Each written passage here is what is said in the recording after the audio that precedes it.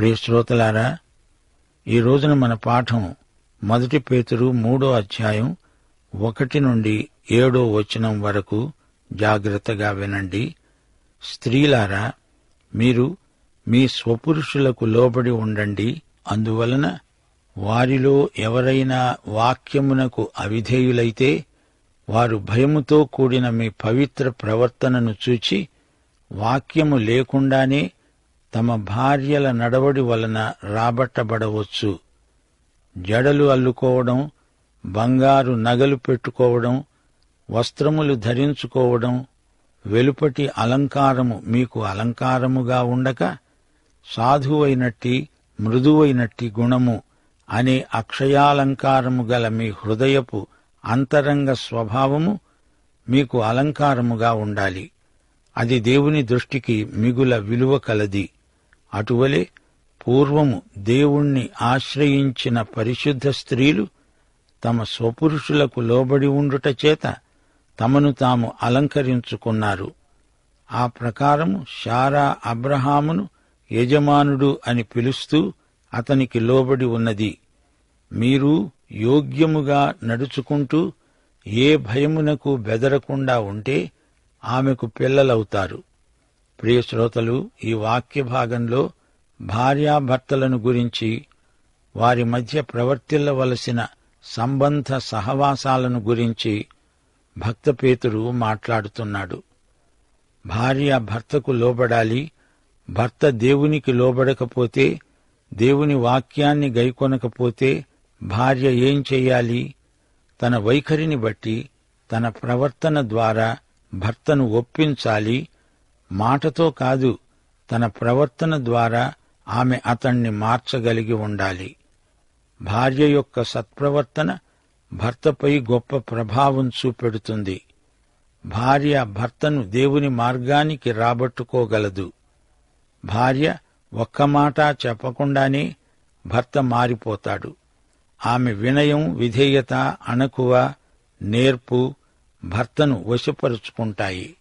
భర్త తన భార్య యొక్క పరిశుద్ధ జీవితాన్ని చూచి ఆమెకు దేవుని యందున్న ప్రగాఢమైన భక్తి విశ్వాసములను గమనించినవాడై భర్త తనకు తెలియకుండానే దేవుని వైపు తిరుగుతాడు. భార్య ఒక విశ్వాసిగా ఎలా ప్రవర్తించాలి? ఆమె తలదువ్వుకోవడం, జడవేసుకోవడం, శిరోజాలంకరణ, నగలు, ఆభరణాలు, అలంకరణ, బట్టలు, వీటన్నిటిలో ఆమె మితంగా ఉండాలి. ఆధ్యాత్మిక విలువలు పాటించాలి. కృత్రిమ అలంకారాలలో ఆధ్యాత్మికత లోపిస్తుంది. ఒక భార్య తన భర్తను ఆకర్షించాలంటే ఆమెకు అంతర్గతమైన అందం ఉండాలి. అంతరంగమందలి సౌందర్యంలో విశేషాకర్షణ ఉంది. సాధువైన మృదు స్వభావం ఆమెకుండాలి. ప్రశాంతత, ఆధ్యాత్మికమైన నిండుదనం ఆమెలో ఉండాలి. అక్షయాలంకారాలు వయస్సుతో పాటు మరీ రాణిస్తాయి. అవి ఎన్నటికీ అంతరించవు. దేవుని దృష్టిలో అట్టి అలంకారాలు అమూల్యమైనవి. పూర్వకాలపు భక్తురాండ్రను చూడండి. వారు తమ దేవుణ్ణి చిత్తశుద్ధితో వెంబడించారు. వారు తమను తాము అలంకరించుకొని తమ ఆధ్యాత్మిక సౌందర్యానికి భర్తలు ఆకర్షితులయ్యేటట్లు జీవించారు. వారు తమ భర్తలకు ప్రేమపూర్వకంగా లోబడ్డారు. శారా అబ్రహామును ఎంతో విధేయతతో అనుసరించింది. ఆయన నా భర్త, నా యజమాని అన్నది. స్త్రీలారా, మీరు శారాకు నిజమైన ఆధ్యాత్మిక సంతానం గదా. శారా పోలికలు మీలో ఉన్నాయా? ఏది నీతో, ఏది సత్యమో, ఏది సరైందో అదే చెయ్యండి. బెదిరింపులను లక్ష్యపెట్టకండి. శారాకు తగ్గ బిడ్డలమని రుజువు చేసుకోండి. ఆమె పేరు నిలువబెట్టండి. 7వ వచనం, అటువలనే పురుషులారా, జీవమనే కృపావరములో మీ భార్యలు మీతో పాలివారై ఉన్నారని ఎరిగి ఎక్కువ బలహీనమైన ఘటమని భార్యను సన్మానించి మీ ప్రార్థనలకు అభ్యంతరము కలుగకుండునట్లు జ్ఞానము చొప్పున వారితో కాపురం చెయ్యండి. శ్రోతలు వింటున్నారా? భర్త తన భార్య పట్ల సదవగాహన కలిగి ఉండాలి. తన భార్యతో కాపురం చేసేటప్పుడు ఆమె యొక్క మితులను సరిగా గ్రహించాలి. ఆమెను ప్రోత్సహించాలి. సాటి అయిన సహాయకురాలుగా గుర్తించాలి. ఆమె పరిచర్యను అభినందించాలి. శారీరకంగా ఆమె బలహీనతలను నీ బలంతో పూరించాలి. ఆమె శక్తి సామర్థ్యాలకు నీ శక్తి సామర్థ్యాలను చేర్చి వాటిని ద్విగుణీకృతం చెయ్యాలి. ఆమె పట్ల అసభ్యంగా అమర్యాదగా ప్రవర్తించి ఆమెను ఈసడించకూడదు. మీరిద్దరూ భార్యాభర్తలు కనుక దేవుడిచ్చిన ఆశీర్వాదాలన్నీ మీ ఇద్దరికీ ఉమ్మడిగా ఇవ్వబడినవి. దేవుని కృప వల్ల మీకు ఈ జీవం, ఈ సహజీవనం ఇవ్వబడింది. మీరు ఈ విధంగా భార్యాభర్తలుగా కాపురం నిర్వహిస్తే మీ ప్రార్థనలకు అంతరాయం వాటిల్లదు. లేకపోతే మీ ప్రార్థన జీవితం బలహీనమవుతుంది. ప్రియ శ్రోతలారా, ఈ పాఠంలో వివాహితులకు ఎన్నో మంచి హెచ్చరికలు ఇవ్వబడినవి. విశ్వాసి జీవితంలో క్రైస్తవ శ్రమలకు ఒక ప్రత్యేక స్థానమున్నది. క్రైస్తవ గృహమందు, క్రైస్తవ సంఘమందు ఒక విశ్వాసి ఏ విధంగా ప్రవర్తించాలో భక్త పేతురు మనకు బోధిస్తున్నాడు. క్రైస్తవ ప్రత్యేకత కుటుంబంలో కూడా కానవస్తుంది. ఎఫెసీ పత్రిక 5వ అధ్యాయంలో కూడా క్రైస్తవ భర్తలు, భార్యలు ఎలా ఒక కుటుంబంగా జీవించాలో చెప్పబడింది. అయితే పేతురు చెబుతున్న సందర్భం మరో విధంగా ఉంది. ఎఫెసీ పత్రికలో పౌలు పేర్కొన్న భార్యాభర్తలిరువురూ క్రైస్తవ విశ్వాసులు. ఇద్దరూ ఆత్మపూర్ణులే. ఎఫెసీ పత్రిక 5వ అధ్యాయం 18వ వచనంలో పౌలు అన్నాడు, ఆత్మపూర్ణులై ఉండండి. భార్యాభర్తలిద్దరూ ఆత్మపూర్ణులైతే వారి ప్రవర్తన ఎలా ఉంటుంది?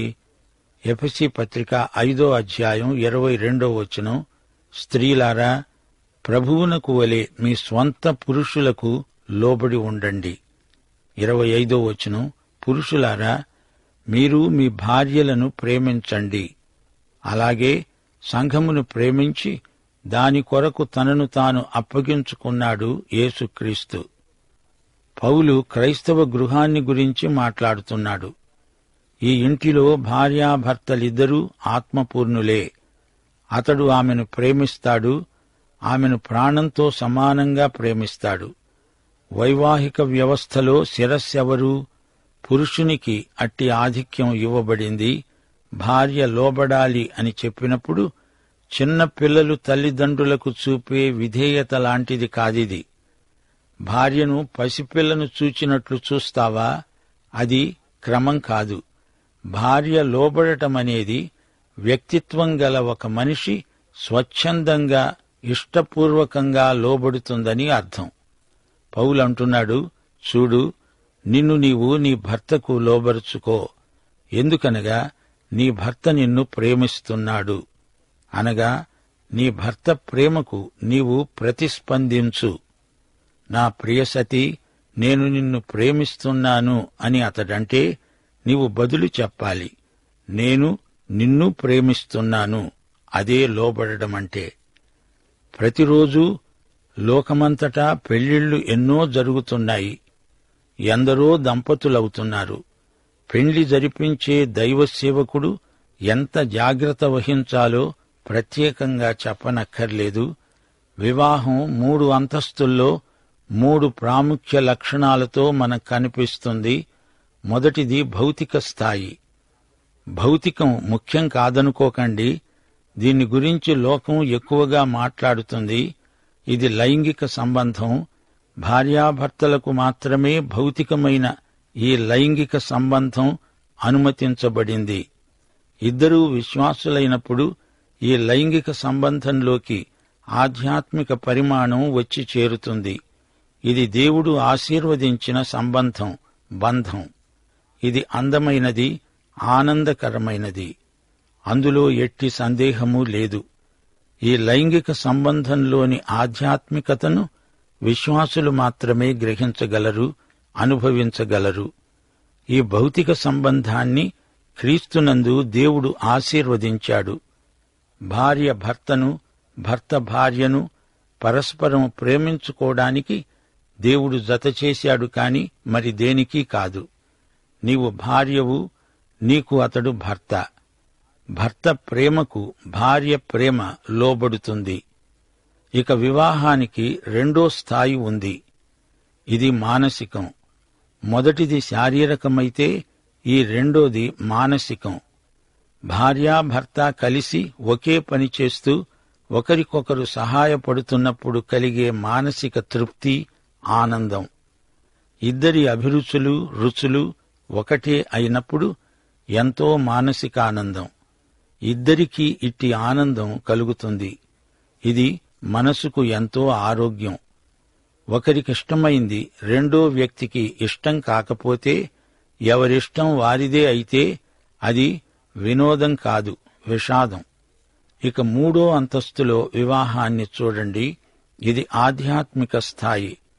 ఇద్దరూ విశ్వాసులైతే, ఇద్దరూ ఆత్మపూర్ణులైతే వారికి వివాహమందు ఆత్మానందం కలుగుతుంది. సమస్యలు, శ్రమలు, దుఃఖం కలిగితే, ఆపదలు, కడగండ్లు ముంచుకొస్తే ఇద్దరూ మోకరించి ఏకీభవించి కృపాసనమును సమీపించి దేవుణ్ణి స్తుతించాలి. ఇద్దరూ కలిసి దేవుని వాక్యాన్ని అధ్యయనం చెయ్యాలి, ధ్యానించాలి. అందుకే వివాహం 3 పేటల తాడు అని ప్రసంగి గ్రంథం 4వ అధ్యాయం 12వ వచనంలో చెప్పబడింది. శారీరకం, మానసికం, ఆధ్యాత్మికం. ఈ 3 పేటల తాడు తెగదు. 3 తాళ్లు కలిసి పేని దేవుడు ఒకటిగా చేసినప్పుడు అది తెగిపోవటమంటూ ఉండదు. ఇక్కడ పేతురు ప్రస్తావించిన సందర్భం గమనించండి. ఒక స్త్రీ అవిశ్వాసిని పెళ్లాడింది అనుకోండి. అప్పుడో ఆ అమ్మాయి ముందే జాగ్రత్తపడి అతణ్ణి చేసుకోకుండా ఉండాల్సింది. మొదట ఇద్దరూ అవిశ్వాసులై పెండ్లి అయిన తరువాత భార్య రక్షించబడి విశ్వాసి అయినప్పుడు ఆమె ఏం చెయ్యాలి? ఈ విషయాన్ని పేతురు చర్చిస్తున్నాడు. కావాలని ఒక విశ్వాసి అవిశ్వాసిని పెళ్లాడడం దేవుని చిత్తం కాదు. ద్వితీయోపదేశకాండం 22వ అధ్యాయం 10వ వచనంలో దృష్టాంతం అర్థవంతమైనది. ఎద్దును గాడిదను జతచేసి భూమిని దున్నకూడదు. ఉన్ని జనపనారను కలిపి నేసిన బట్టను వేసుకోకూడదు. నేను అతణ్ణి పెళ్లాడిన తరువాత అతణ్ణి ప్రభువు దగ్గరికి నడిపిస్తానులే అనుకుంటే అది ఆత్మవంచన.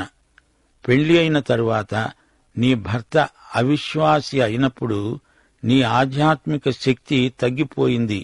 నీవు అతణ్ణి దేవుని వద్దకు తెచ్చే అధికారాన్ని కోల్పోయావు. అందుచేత నీ మాటలు పనిచేయవు. భర్త వివాహాన్ని బట్టి నీకు శిరస్సు అయ్యాడు గదా. ఇక్కడ పేతురు ఒక మాట అంటున్నాడు. ఆమె అవిశ్వాసి, అతడు అవిశ్వాసి. పెండ్లి అయిన తరువాత ఆమె విశ్వాసి అయింది. ఇప్పుడు ఆమె ఏం చెయ్యాలి? ఆమె తన భర్తకు బోధ చెయ్యాలా? తానొక బోధకురాలై ఉపన్యసించాలా? సువార్త ప్రకటించాలా? అలా కాదు. ఆమె భార్య కాబట్టి భర్తకు లోబడాలి. స్వచ్ఛందంగా, హృదయపూర్వకంగా, మనస్ఫూర్తిగా లోబడాల్సిందే. ఇది ఆజ్ఞ కాదు, నైతిక కర్తవ్య పాలన. నీ భర్త రక్షణ లేనివాడే అయినా అతడు శిరస్సు అనే గుర్తింపు ఉంది. అతడు భర్తే. సాధారణ విషయాలలో, సభ్యత గల విషయాలలో భర్త అధికారానికి భార్య తలవొగ్గక తప్పదు. భర్తను మౌనంగా, ప్రార్థనాపూర్వకంగా తన సాత్విక వైఖరితో ప్రభువు వైపు ఆకర్షించాలి. అదే ఇక్కడ భక్త పేతురు చెబుతున్న మాట. అయితే భర్త శిరస్సు అని అతడు చెయ్యకూడనివి చెయ్యమంటే చెయ్యకూడదు, అది వేరే సంగతి. క్రైస్తవ భార్య ప్రభువునెరుగని తన భర్త పట్ల ఎలా మసలుకోవాలో దేవుని ఆత్మే బోధిస్తాడు గాని ఆమె బోధించకూడదు. మాటలో కాదు, తన వైఖరితో భర్తను గెలవగలదు. మీ పవిత్ర ప్రవర్తనను చూచి వాక్యము లేకుండానే మీ నడవడి వలన మీ భర్తలను దేవుని దారికి రాబట్టుకోగలరు. ఆమెది మౌనబోధ. మాటలకు అతీతమైన ప్రసంగం ఆమె నడవడే. ఆమె మాత్రం భర్తకు లోబడి ఉంటూనే ఇదంతా చెయ్యాలి. అంతేకాని పొద్దస్తమానము భర్తకు బోధ చేసి కన్నీరు కారుస్తూ అతణ్ణి ఒత్తిడి చేయాల్సిన పని లేదు. స్త్రీలు తమ అలంకరణ విషయంలో మితంగా ఉండాలి. అతిగా అలంకారాలు చేసుకోకూడదు.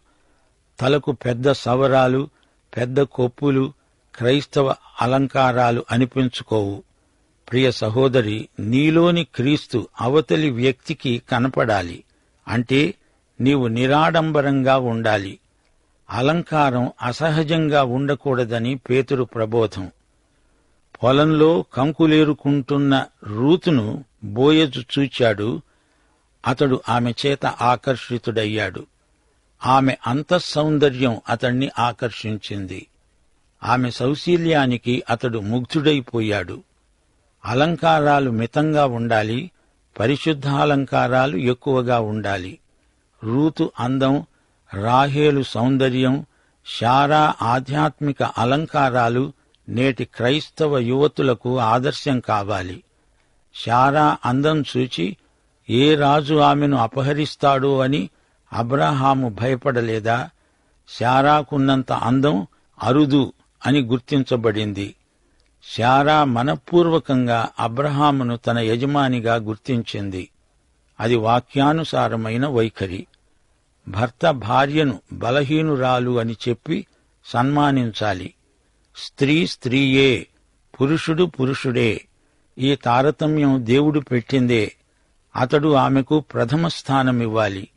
ఆమెను తృణీకరించకూడదు, చిన్నచూపు చూడకూడదు. స్త్రీ తన హద్దులో తాను ఉంటే దేవుడు ఆమెను ఆశీర్వదిస్తాడు. ఆమెకు ఎంత సన్మానం, ఎంత గౌరవం! ప్రతి భర్త తన భార్యకు ప్రథమ స్థానమిచ్చి గౌరవించాలి. అట్టి స్థానం ఆమెకే, మరెవరికీ ఉండదు. భార్యాభర్తలారా, మీ ధర్మాలు మీరు నిర్వర్తించకపోతే మీ కుటుంబంలో ప్రార్థన జీవితం కాస్త పాడైపోతుంది. కుక్కల్లాగా పిల్లుల్లాగా కీచులాడుకుంటూ ఉంటే ఇక మీరేం ప్రార్థన చేయగలరు? అందుకే భక్త పేతురు అంటున్నాడు, మీ ప్రార్థనలకు అభ్యంతరము కలుగకుండునట్లు జ్ఞానము చొప్పున కాపురం చెయ్యండి. భార్యాభర్తల మధ్య సమాధానం ఉంటేనే అది ప్రార్థనకు అనుకూల వాతావరణమవుతుంది. ఏదెను తోటలో దేవుడు ఆదామును సృజించాడు. ఆదాము ఒంటరిగా ఉన్నాడు. కొంతకాలం, ఎంతకాలమో తెలీదు, అలాగే ఉండిపోయాడు. ఆదాముకు ఒంటరితనం దుర్భరము, దుస్సహము అనిపించింది. దేవుడు ఆదాములో నుండి హవ్వను తీశాడు. ఆదికాండం 2:23 ఆమె నరునిలో నుండి తీయబడింది గనుక నారి. హీబ్రూ భాషలో ఇష్ లో నుండి తీయబడింది గనుక ఇషా అనబడుతుంది. ఆదాము ఇష్, హవ్వ ఇషా. ఆమె సాటి అయిన సహాయం. ఇద్దరూ ఏక శరీరం. అతడు ప్రేమించి లోబడతాడు, ఆమె లోబడి ప్రేమిస్తుంది. మొత్తం శరీరంలో అతడు సగం, ఆమె సగం. పాఠం ఇంతటితో సమాప్తం. ప్రభు అయిన యేసుక్రీస్తు వారి దివ్యకృప, తండ్రి అయిన దేవుని పరమప్రేమ, పరిశుద్ధాత్మ యొక్క అన్యోన్య సహవాసము మనకందరికీ సదాకాలము తోడై ఉండునుగాక. ఆమేన్.